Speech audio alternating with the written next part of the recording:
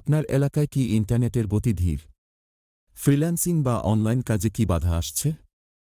তাহলে আপনার জন্য সুখবর। বাংলাদেশে স্টারলিংক নিয়ে আসতে কাজ করছে সরকার। ইলন মাস্কের এই স্যাটেলাইট ভিত্তিক ইন্টারনেট কি বদলে দিতে পারে দেশের ডিজিটাল খাত? আজকের ভিডিওতে জানাবো সবকিছু বিস্তারিত। ভিডিওটি পুরোটা দেখুন আর আমাদের চ্যানেল সাবস্ক্রাইব করে নিন। স্টারলিংক হল একটি স্যাটেলাইট ভিত্তিক ইন্টারনেট সেবা যা সরাসরি মহাকাশ থেকে ইন্টারনেট সিগন্যাল পাঠায়। এতে কোনো তারের সংযোগের প্রয়োজন হয় না।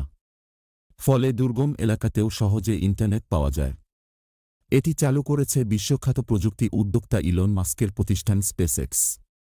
বর্তমানে বিশ্বের বিভিন্ন দেশে স্টারলিংক সেবা দিচ্ছে, এবার বাংলাদেশেও আসার পরিকল্পনা করছে।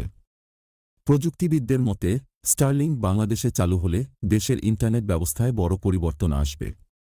বিশেষ করে দুর্গম এলাকায় দ্রুতগতির ইন্টারনেট সহজলভ্য হবে।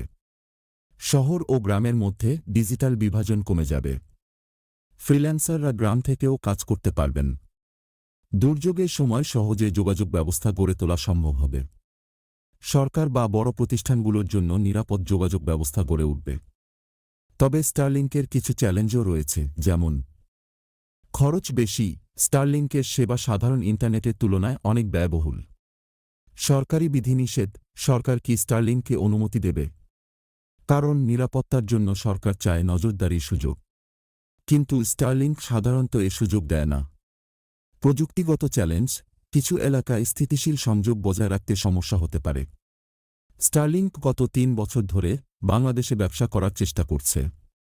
২০২৩ সালে বাংলাদেশে এর প্রযুক্তিগত পরীক্ষা চালানো হয়। ২০২৪ সালে স্টারলিংকের একটি প্রতিনিধি দল ঢাকায় এসে সরকারের সঙ্গে বৈঠক করে। বাংলাদেশ টেলিযোগাযোগ নিয়ন্ত্রণ কমিশন বিটিআরসি ইতিমধ্যেই একটি নির্দেশিকার খসড়া তৈরি করেছে, যা স্টারলিংকের জন্য বিশেষভাবে প্রণীত। তবে এখনও এটি অনুমোদন পায়নি।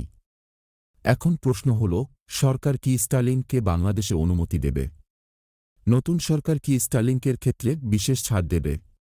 নাকি স্টারলিংক বাংলাদেশের আইনের সঙ্গে সমঝোতায় আসবে? এ প্রশ্নের উত্তর এখনও অনিশ্চিত।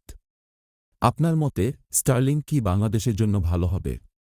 কমেন্টে আপনার মতামত জানান।